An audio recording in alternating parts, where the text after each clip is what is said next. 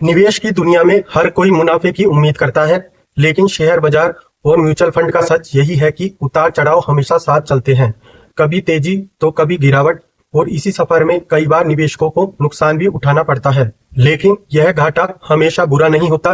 Tax के नजरिए से देखें तो यही नुकसान आगे चलकर आपकी टैक्स प्लानिंग में मददगार भी साबित हो सकता है। नुकसान को समझना: जब आप म्यूचुअल फंड की यूनिट्स उस कीमत पर बेचते हैं जो आपके खरीद मूल्य से कम होती है, तो उसे कैपिटल लॉस कहा जाता है। यह नुकसान दो तरह का हो सकता है: short term capital loss (STCL) अगर यूनिट्स 36 महीने से कम समय तक रखी गई हो। Long term capital loss (LTCL) यानी अगर यूनिट 36 महीने से ज्यादा समय तक के लिए रखी गई हो। टैक्स नियमों का फायदा: सेट ऑफ का नियम। शॉर्ट टर्म लॉस को आप शॉर्ट टर्म और लॉन्ग टर्म दोनों तरह के कैपिटल गेन से एडजस्ट कर सकते हैं, वहीं लॉन्ग टर्म लॉस सिर्फ लॉन्ग टर्म गेन से ही एडजस्ट किया जा सकता है।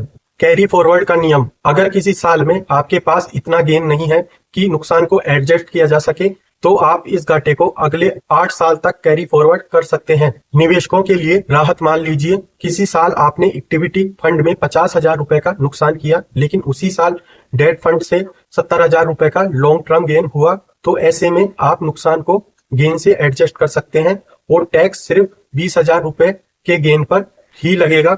इससे टैक्स बोझ काफी कम हो जाता है। क्यों जरूरी है सही reporting? Income tax return (ITR) में कैपिटल गेन और लॉस को सही तरीके से रिपोर्ट करना बेहद जरूरी है।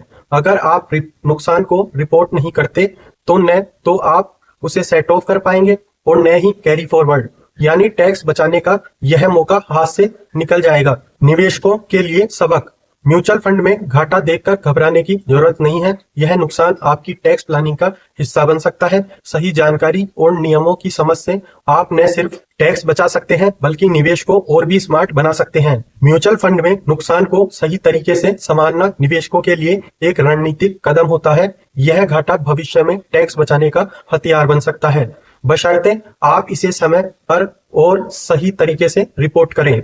अगर आपको यह जानकारी अच्छी लगी हो तो वीडियो को लाइक करें, वीडियो को शेयर करें और चैनल को सब्सक्राइब जरूर करें। मिलते हैं अगले वीडियो में। Thank you.